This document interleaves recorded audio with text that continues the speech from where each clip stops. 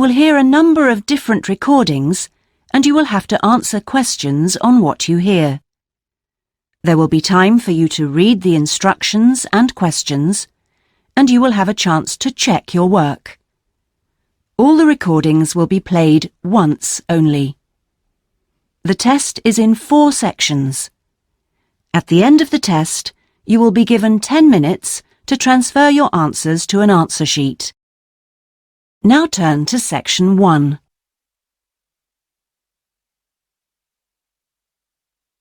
Section 1. You will hear a telephone conversation between a passenger and an official at the Land Transport Information Service at Toronto Airport. First, you have some time to look at questions 1 to 5.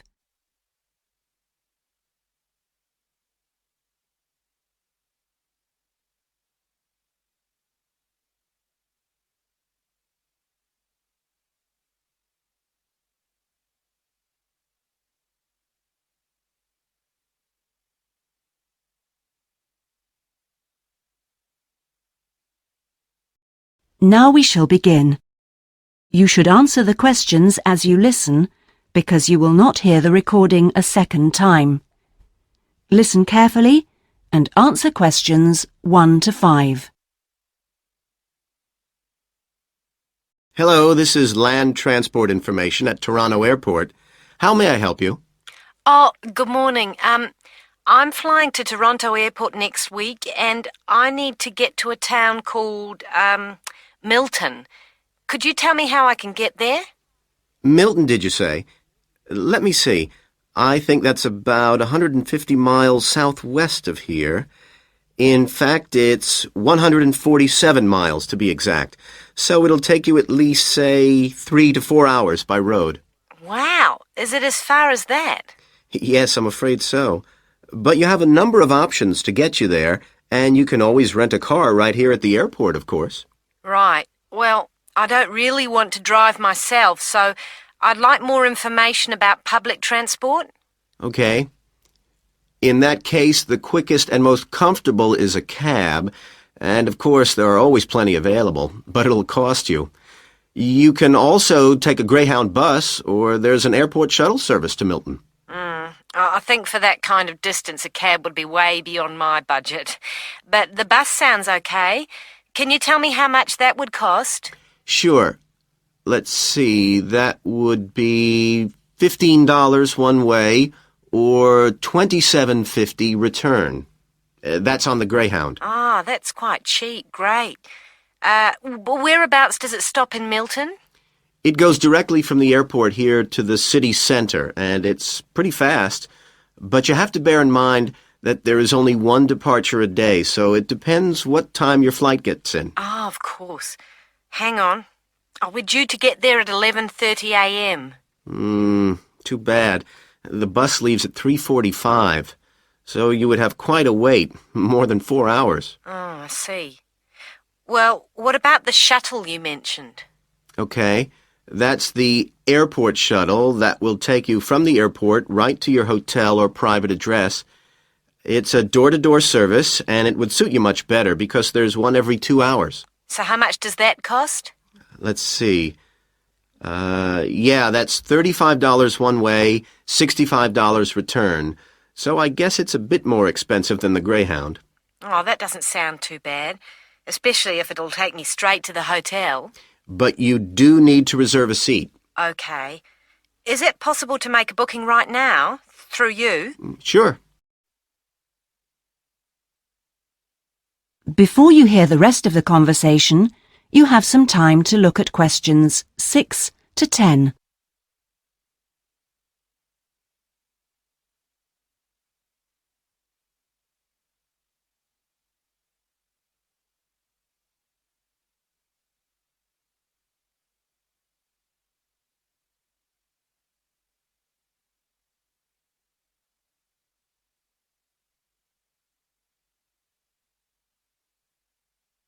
Now listen and answer questions 6 to 10. Okay, I just have to fill this form out for you. So, what date do you want to book this for? The 16th of October. Oh, no. Sorry, that's my departure date. I arrive on the 17th, so book it for then, please. So that's the Toronto Airport shuttle to Milton. And this is for just one person, or? Yeah, just me, please. Right. And you said your expected time of arrival was 11:30? So if I book your shuttle for after 12, let's say 12:30, that should give you plenty of time to, collect your baggage, maybe grab a coffee. Yeah, that sounds fine. As long as we land on time. Well, we'll take your flight details, so you don't need to worry too much about that. Now, what about the fare? What sort of ticket do you want? One way or? Yeah, that'll be fine, provided I can book the return trip once I'm there. No problem. Just allow a couple of days in advance to make sure you get a seat. And what is your name, please? Janet Thompson. Is that Thompson spelled with a P? No, it's Thomson. Okay. And you'll be coming from the UK? What flight will you be traveling on?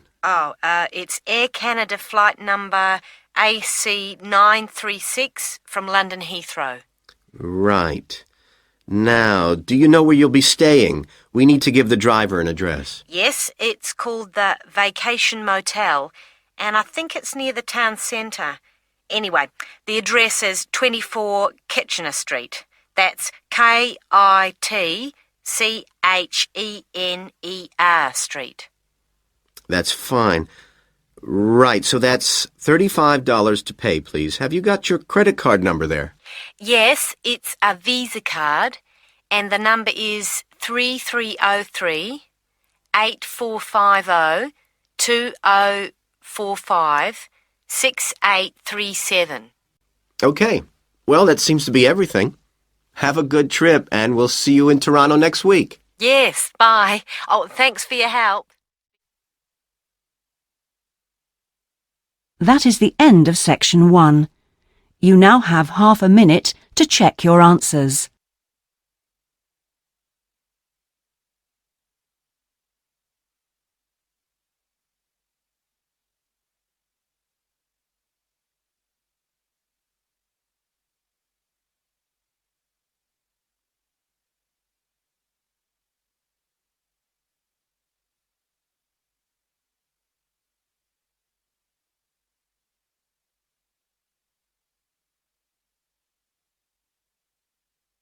Now turn to section 2.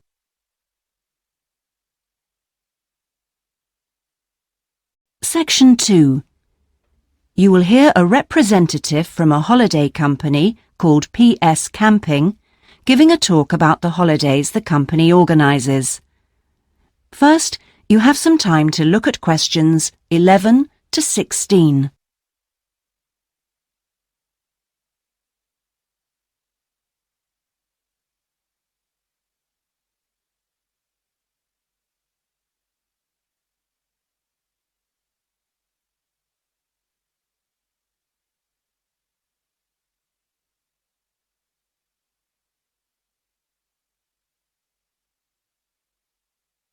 Now listen and answer questions 11 to 16.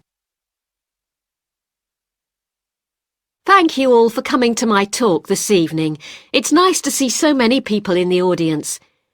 For those of you who don't know very much about PS Camping, let me start by giving you some background information about the company. The company started 25 years ago. It actually opened as a retail chain selling camping equipment, and then, 20 years ago, it bought a small number of campsites in the UK and began offering camping holidays. The company grew rapidly and has been providing holidays in continental Europe for the last 15 years. If you book a camping holiday with us, you'll have a choice of over 300 sites. In Italy, we now have some 64 sites that we either own or have exclusive use of. France is where we have the majority of sites, and we currently have a project to expand into Switzerland. We also have a number of sites in northern Spain, particularly in the mountainous region of Picos de Europa. We've upgraded all these Spanish sites and improved them considerably from their original 3-star rating. We believe our holidays offer superb facilities for the whole family. Parents who want their children to be fully occupied for all or part of the day can take advantage of our children's activities. These are organised by our well-qualified and enthusiastic staff. Each day kicks off with a sports match, perhaps football or volleyball, followed by an hour of drama for everyone. This may include singing or dancing, mime or other activities. In the afternoon, there's a different art activity for each day of the week, including a poster competition or model making. What's more, our sites are truly child-friendly, and with this in mind, we operate a no-noise rule in the evenings. Children's evening activities usually finish at 9:30 or occasionally 10, and from 10:30 holidaymakers are expected to be quiet in the areas where there are tents. We want nothing to go wrong on a PS camping holiday, but if it does, we also want all our customers to be insured. If you haven't organised an annual insurance policy of your own, you'll need to take out the low-cost cover we offer, and we require that you arrange this when you make your holiday reservation. There are many advantages to choosing PS Camping and to recommending it to others. As a regular customer, you'll be kept informed of special offers, and your friends can benefit from 10% off their holiday, or book a luxury tent for the price of a standard one.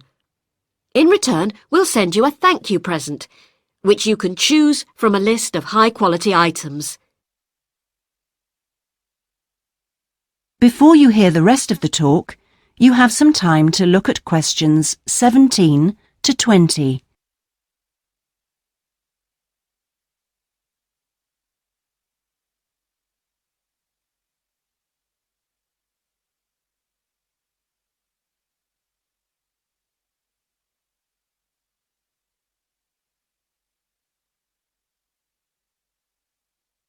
Now listen and answer questions 17 to 20.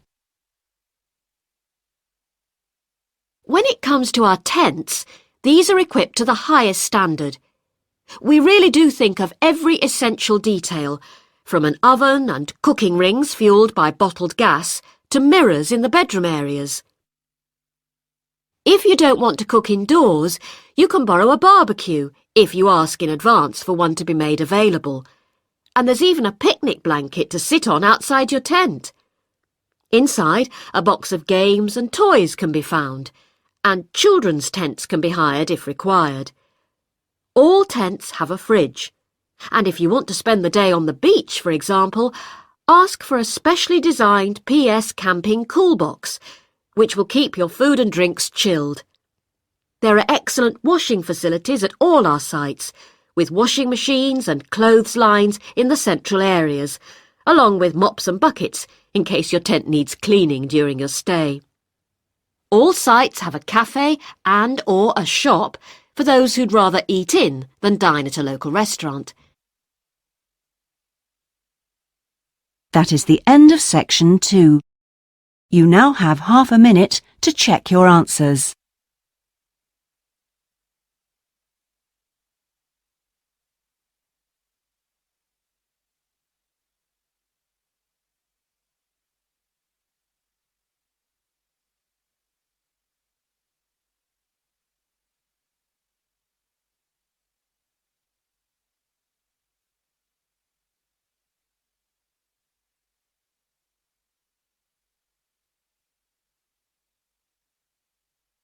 Now turn to section 3.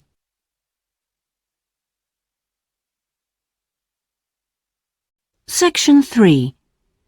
You will hear a tutor talking to 2 business students called Philip and Janice about their research on managing individuals. First, you have some time to look at questions 21 to 23.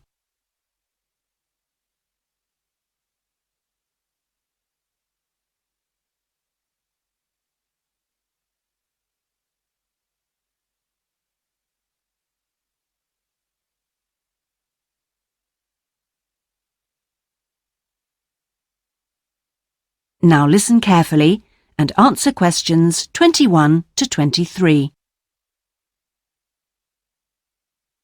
Well, you've both been looking at different styles of managing individuals in companies and the workplace. How's the research going, Philip? Well, I've been looking at why individual differences are such an important area of management studies. When you think about any organisation, be it a family business or a multinational company, they're all fundamentally a group of people working together. But it's what these individuals contribute to their places of work that makes you realise how important they are. Of course, they bring different ideas, but it's also their attitudes and their experiences of learning. Diversity is important in these areas too. So why do people behave so differently from one another at work? There are lots of reasons, but research has shown that a lot of it comes down to personality. And the other factor is gender. It's a well-known fact that men and women do lots of things in different ways, and the workplace is no different. Did you look at the effects of this variation on companies? Yes, I did. On the positive side, exposure to such diversity helps encourage creativity, which is generally an asset to a company. But unfortunately, individual differences are also the root of conflict between staff, and they can lead to difficulties for management, which can sometimes be serious. Before you hear the rest of the conversation, you have some time to look at questions 24 to 30.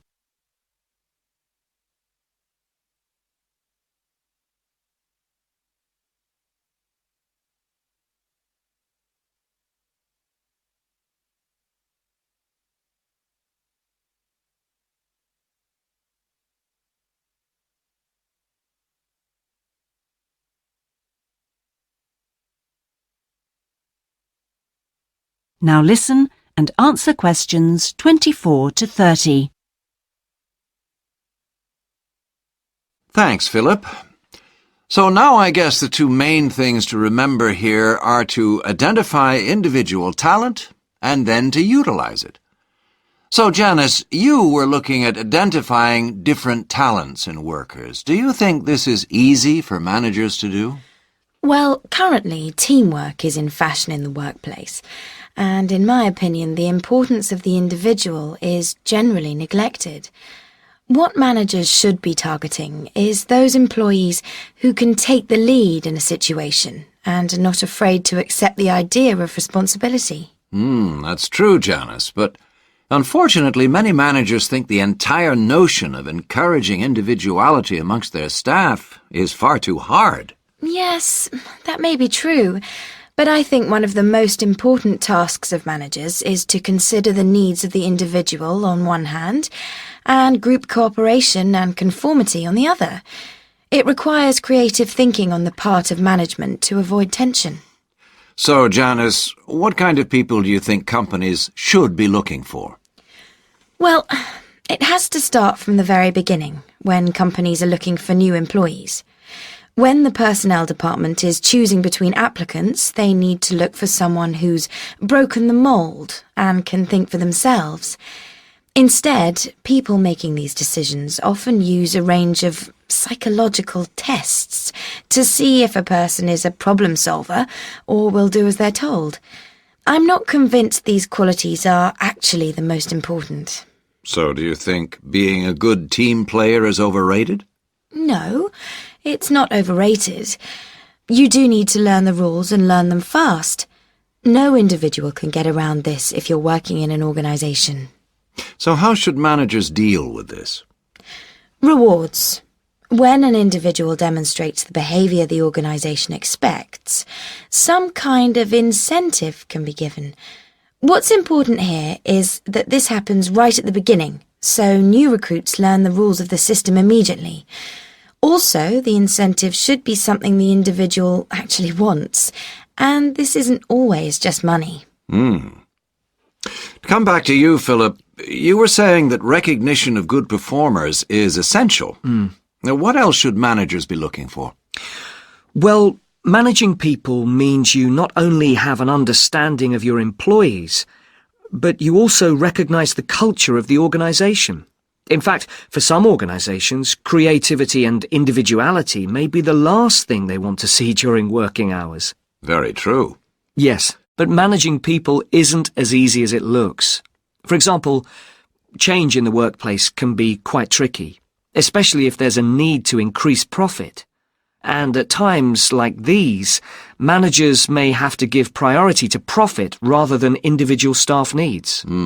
Yes, and that creates difficult situations for people. Yes, but what's important is that managers are able to deal with quite high levels of personal stress.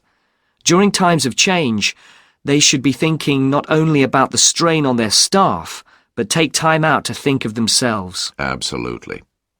So, what are the implications of that? That is the end of section 3. You now have half a minute to check your answers.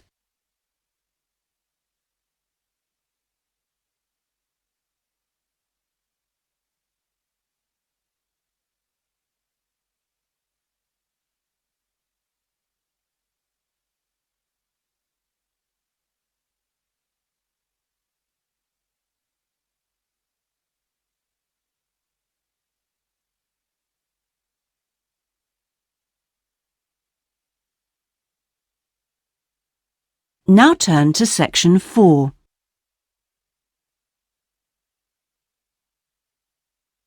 Section 4. You will hear part of a lecture about cave paintings and other types of rock art. First, you have some time to look at questions 31 to 40.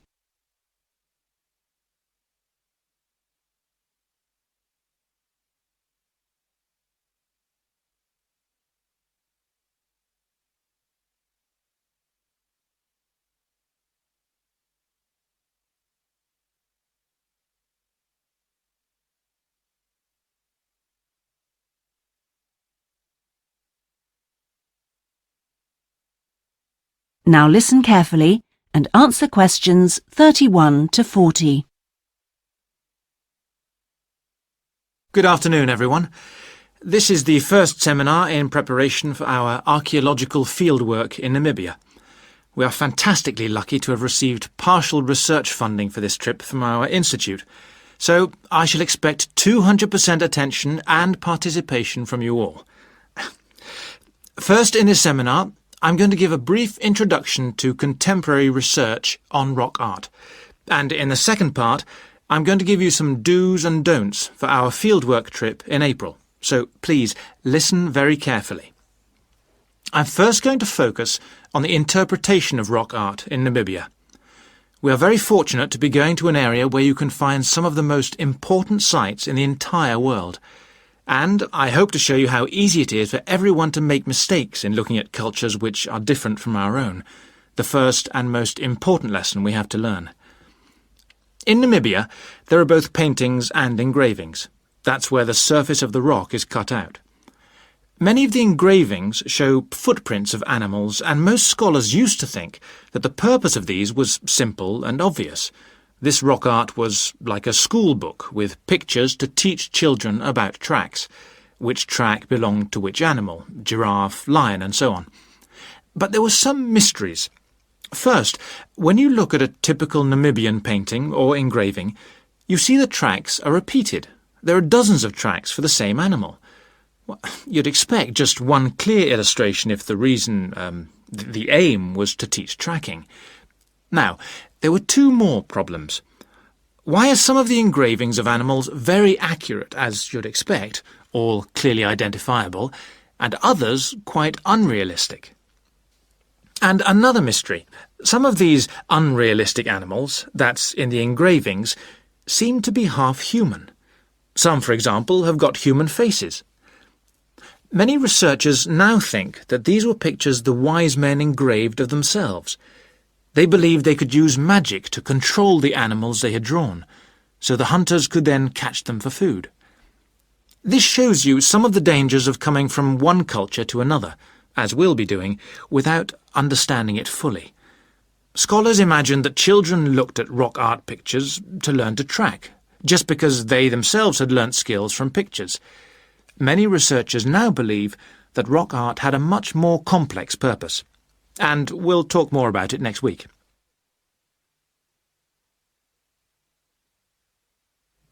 Now, before I invite you to join in a discussion in this second part of the seminar, I'd like to make some very important points about our fieldwork, and in fact any field trip to look at rock art.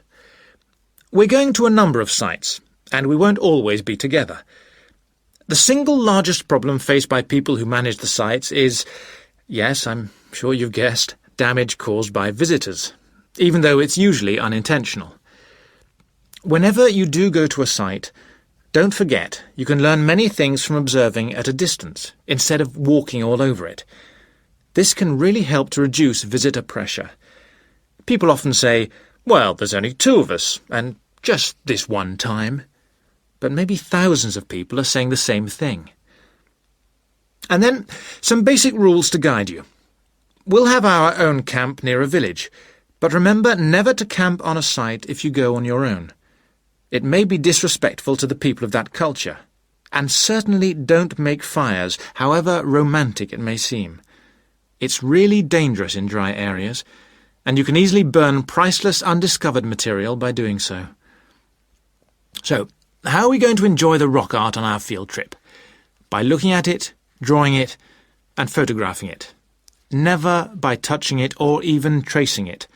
Rock art is fragile and precious.